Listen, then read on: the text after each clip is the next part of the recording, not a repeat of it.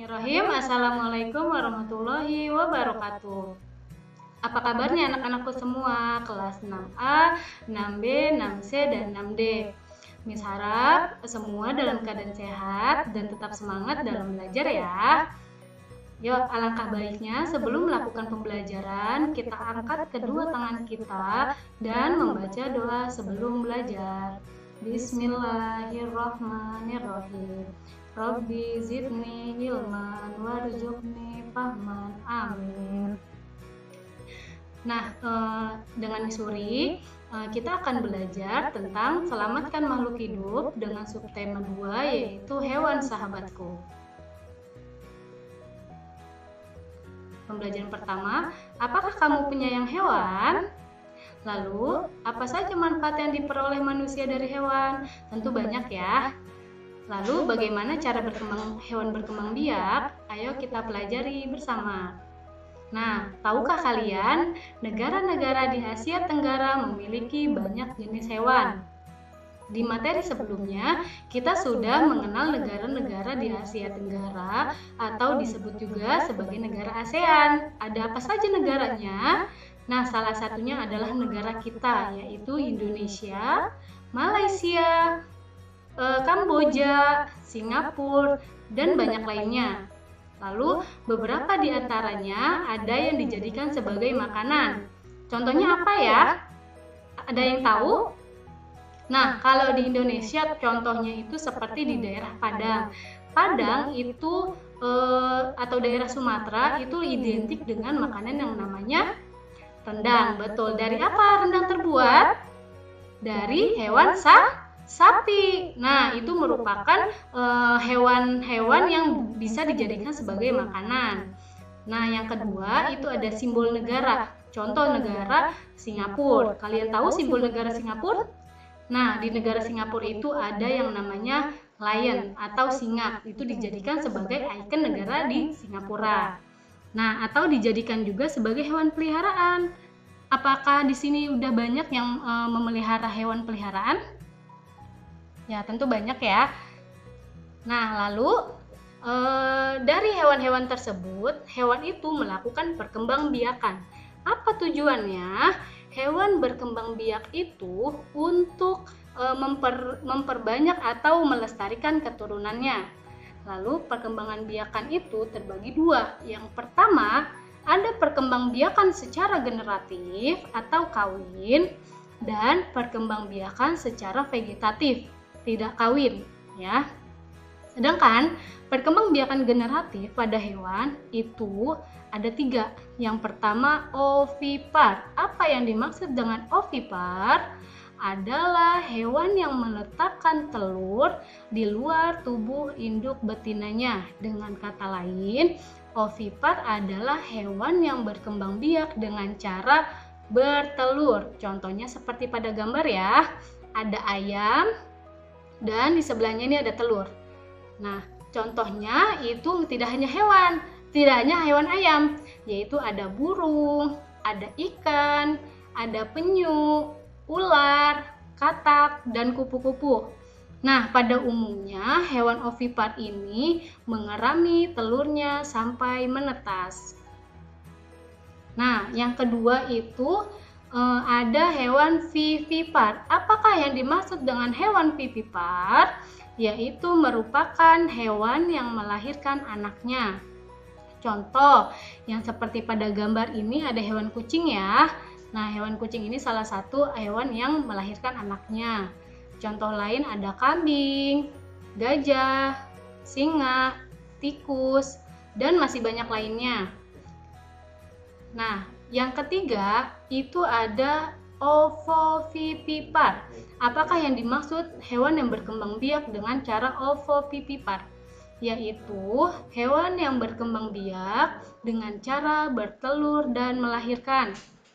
Nah, contoh hewan yang berkembang biak dengan cara bertelur dan melahirkan itu ada kuda laut, ada kadal, ada ikan hiu.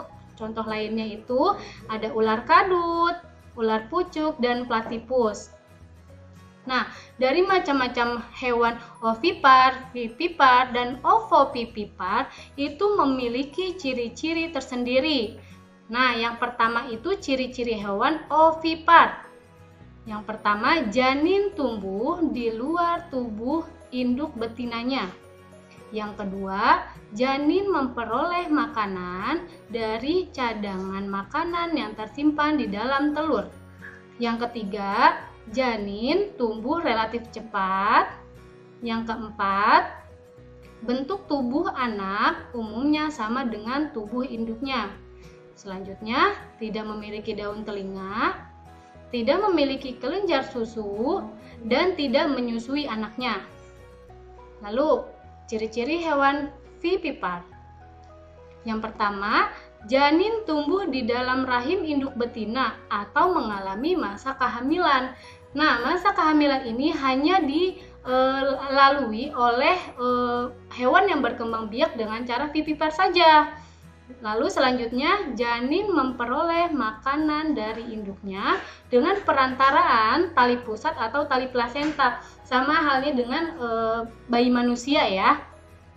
Nah, yang ketiga, pertumbuhan janin relatif terlambat. Mengapa terlambat? Karena vivipar itu berkembang biak dengan cara melahirkan dan sudah pasti menyusui anaknya. Nah, hewan vivipar ini perkembangbiakannya atau pertumbuhan anaknya sama seperti pertumbuhan pada manusia melalui banyak proses seperti berjalan, perkembangan tubuh, dan banyak lain macamnya ya. Nah, selanjutnya bentuk tubuh anak yang lahir sama dengan bentuk tubuh induknya, memiliki daun telinga dan menyusui anaknya. Kalian sudah tahu hewan yang menyusui anaknya disebut? Betul, hewan mamalia. Diingat ya, hewan yang menyusui anaknya itu disebut dengan hewan mamalia. Nah, yang terakhir, ciri hewan ovovivipar. Yang pertama, pembuahan terjadi di dalam tubuh hewan betina. Ya, pembuahan terjadi di dalam tubuh hewan betina. Setelah terjadi pembuahan akan berbentuk telur. Nah, ini tubuh hewan betina dan ini berbentuk telur. Lalu zigot tumbuh menjadi embrio di dalam telur tersebut atau mengalami masa kehamilan. Nah, dari macam-macam jenis hewan tersebut, ada beberapa jenis hewan yang dilindungi dari beberapa negara ASEAN. Khususnya misalnya di Indonesia. Indonesia ini dikaruniai luas wilayah lautan lebih besar dibandingkan luas daratan. Untuk itu Indonesia disebut sebagai negara maritim. Ya, karena luas lautannya lebih besar dibandingkan luas daratan. Nah, di dalam lautan Indonesia ini terdapat atau tersimpan potensi perikanan yang cukup besar. Nah, makanya banyak binatang-binatang atau hewan-hewan yang dilindungi di Indonesia, baik di lautan maupun yang hidup di daratan. Nah, bagaimana dengan negara tetangga kita atau negara yang termasuk ke dalam negara ASEAN? Nah, di situ pun banyak hewan-hewan yang dilindungi oleh negaranya. Salah satunya di Malaysia ada namanya burung tapur pohon. Nah, hewan burung tapur pohon ini termasuk hewan yang dilindungi atau yang hidup di Malaysia. Nah, dari berbagai macam jenis hewan tersebut bisa juga menginspirasi para seniman-seniman untuk membuat suatu karya seni yang menjadikan tombak perekonomian di Indonesia. Nah, contohnya beberapa jenis hewan seperti pada gambar ada burung, ada domba, ada ikan, dan ada unta. Nah, beberapa jenis hewan ini bisa dijadikan sebagai patung yang nanti nilai jual harganya juga pun bisa menghasilkan uang. Bagaimana cara pembuatannya? Bahan untuk pembuatan patung ini bisa terbuat dari kayu, ada yang terbuat dari batu, tanah liat, semen, dan lain-lain. Nah, tahukah kamu dari berbagai jenis hewan di sini mana yang termasuk ke dalam hewan ternak? Nah, yang mana? Nah, domba. Domba ini merupakan hewan ternak. Kenapa? Karena hewan domba ini dipelihara atau diternak oleh manusia untuk dimanfaatkan dagingnya, dimanfaatkan susunya. Banyak ya. Jadi, sama juga seperti unta, bisa dimanfaatkan dagingnya. Nah, lalu apa sih fungsinya peternakan ini? Peternakan itu kegiatan mengembangbiakan dan membudidayakan hewan ternak untuk mendapat manfaat dan hasil dari kegiatan tersebut. Tujuannya apa? Untuk memperoleh keuntungan. Makanya hewan tersebut diternak oleh manusia dan keuntungannya akan diambil oleh manusia yang merawatnya. Nah, lalu pemerintah mengatur produksi ternak dan memasukkannya menjadi salah satu komponen pendapatan negara yang disebut produk domestik bruto atau disebut juga PDB. Nah, jika kalian sudah memahami materi yang Miss jabarkan dari awal, nah silakan kalian kerjakan latihan di buku tema halaman 73. Kalian isi ciri khusus hewan ovipar, vivipar, dan ovovivipar.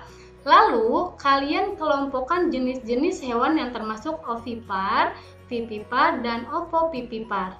Nah, sekian dari Miss.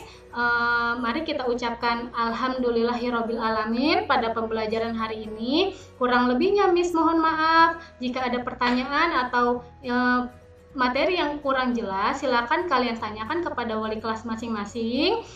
Miss akhiri, wabillahi taufik wal hidayah. Wassalamualaikum warahmatullahi wabarakatuh.